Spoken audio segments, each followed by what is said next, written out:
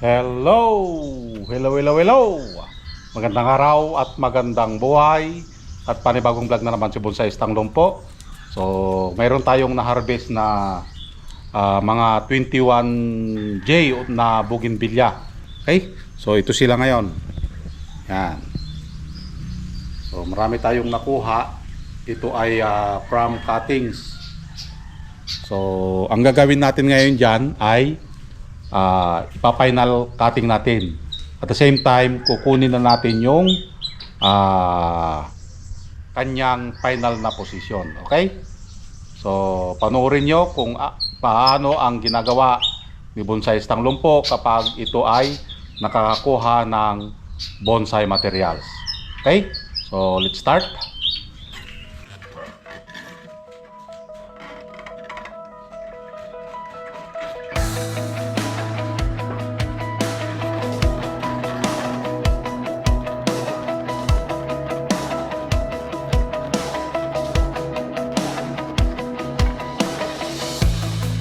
Lahat ng bonsai nag-umpisa sa wala.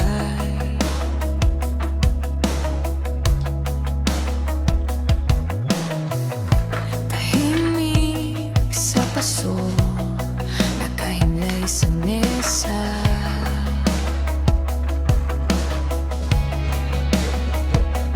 Binubuhay kita kasabay ng aking umaga.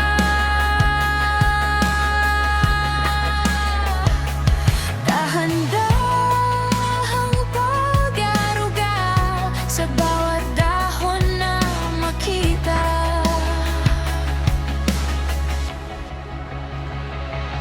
Oh, bonsai kay alagaan sa palad ni Bonsai Stanglong po.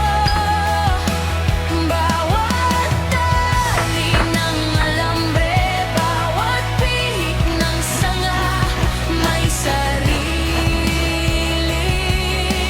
kwento. Matagal ka mang mabuo, hihintayin pa rin kita. So, dito pa lang, hahanapin na natin yung kanyang front. Okay, yung kanyang pinaka-harap. Yan. So, ikutin natin to. Okay? Dapat yung ugat, mas marami siyang nakikita at mas magandang tingnan or yung stable ng payo ng ating halaman. Okay? So, pag nahanap natin yung front, mas maganda, dito tayo ngayon magpo-front.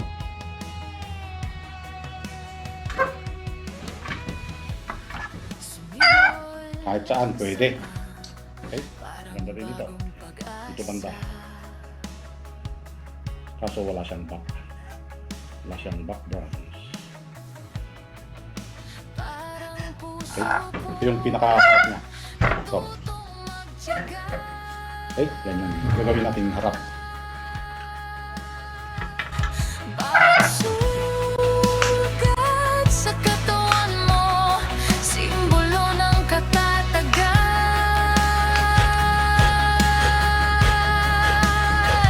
Bawat liko ng ugat mo, kwento ng mga pinagdaanan. Oh, bonsai kay alagaan sa palad ni Ito Bonsai yung Stanglong po. nagiging harap niya. Yan. Okay? Kita nyo? So, dito tayo mag-ulo. Palakihin natin yan and then ipupunta dito. Yan, ipupunta dyan. Yan. So, ito na yung first branch niya. So, ang mahalaga dyan, mayroon kang first branch. Ito yon. At saka ito, deep branch. Ito. Ito. So, straight lang siya pero makikita mo mag-uulo tayo dito. Para hindi butas dito. Itong part na ito, mag-uulo siya ng ganyan. Okay? Maliit lang din na ulo. Parang isang kumpul lang. Okay, na pumunta dito. And then ito, ang back niya. Kita nyo? Ito. Ito yung kanyang back branch. Papunta naman dito. Okay? Then, may ulo rin dito. Kunti. Ulo dyan. Ulo dyan. Nakita nyo? Dito yung ulo. Nandyan. Palakihin natin yan ng pagkalaki. Gagawa tayo. Pinutol natin kasi hotdog. Okay? Yan. Diretso. Parang nakatayong. Kayo na bahala. Agoy. So, kailangan nating putulin dahil diretso. Walang sayaw. Kung papansin nyo, nagkaroon na ng sayaw dito. Okay? May pluna. May liko-liko na. Okay? Pagdating dyan, yan. So, pinutol natin. Okay? Pinutol natin dahil hotdog. Ito yung hotdog. Parang nakatayong. Kayo na bala. Okay.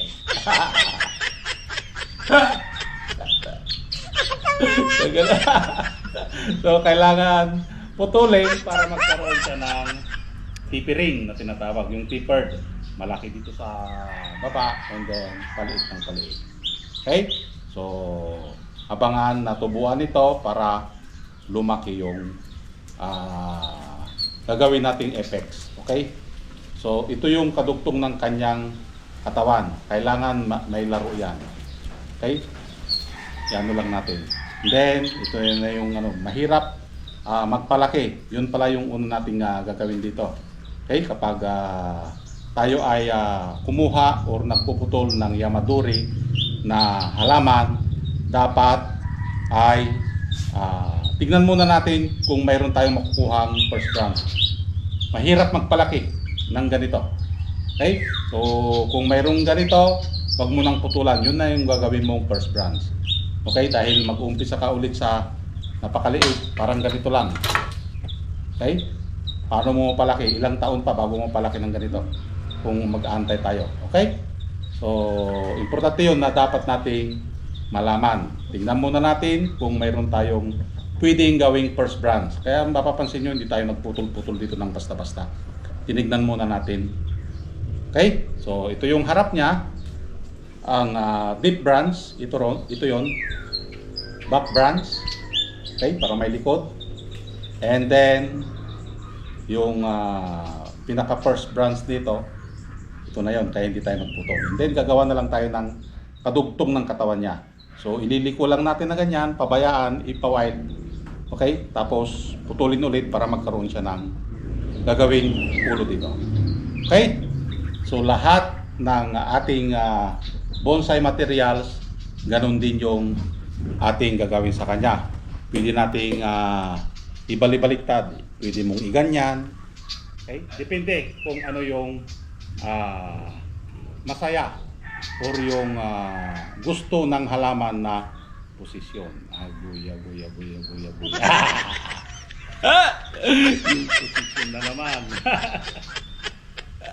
Yung favorite position, cascade. Yan, ganyan. Pwede rin siyang ganyan. Okay, nakita niya? Ito yung magiging first branch niya. Okay, ito yung diyan ka pa rin mag-uulok. Dito pa rin. Okay, papunta dyan. So, maraming posisyon ito. Maganda rin siya sa cascade. Yan o. Pwede kang bumuo dyan. Sanga-sanga. Okay? O, titignan natin ha. Pwedeng ganyan. Yung kanyang posisyon.